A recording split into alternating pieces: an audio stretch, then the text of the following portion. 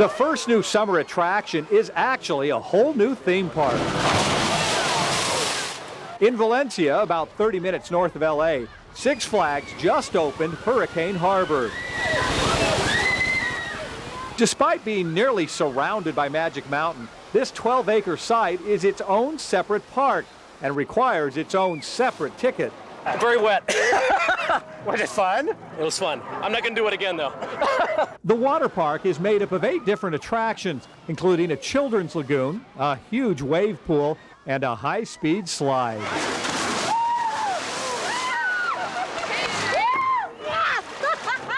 Now we're currently going down what's considered the mildest ride. Of course, I had to investigate some of the rides, and while I checked out the runs, the lifeguards checked out the people. Now, the lifeguards here have more on their minds than just keeping people from drowning. They also have to make sure people are properly covered up. Six Flags wants this to be a family water park, and certain swimsuits won't be allowed in. Nothing too revealing, nothing too risque, and we will not hesitate to ask you to change your clothes. Well, there's no dress code to ride the Jaguar. This is Knott's Berry Farm's newest roller coaster. The ride takes on an ancient Mayan theme, but the fast-moving ride has some very modern drops and turns. It was a great ride. I just loved it. Were you scared? A little bit. It was different. I liked the way it went like by the water and like went all over the place. It was long. I liked it a lot. Now, I'm not much for roller coasters, but I gave Jaguar a spin, even got sprayed with a little water along the way.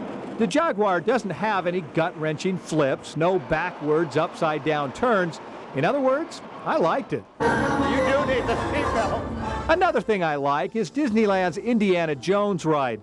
While it's been up and running for 4 months now, by the look of the line to get in, Indy is still Disney's big draw. It's the best of all. You had to wait a long time? Yeah, 60 minutes. Was it worth the wait? Yeah, it was worth the wait. Disney is also adding a Pocahontas stage show for the summer. Rehearsals are underway for the Spirit of Pocahontas, scheduled to open this weekend. Bob Hansen, News 8. The Wild Animal Park is looking to the past this summer to attract more visitors. They're neat, but they're not real. Maybe not, but these dinos actually spin, growl, even spit.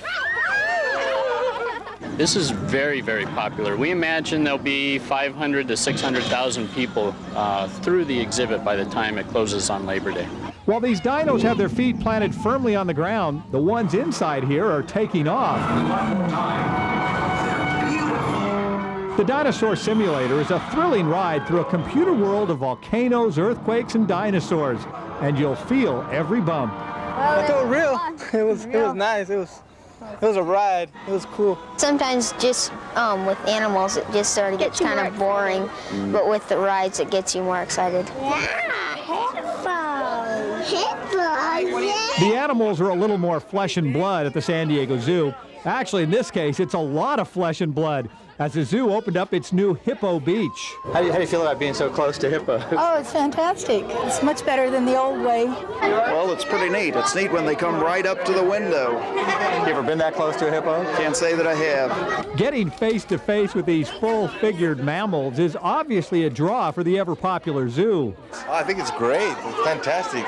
SeaWorld's newest attraction doesn't involve adding more whales or dolphins. Instead, they simply added more kids. This is Happy Harbor, an expanded play area where kids can stay as dry or get as wet as they like.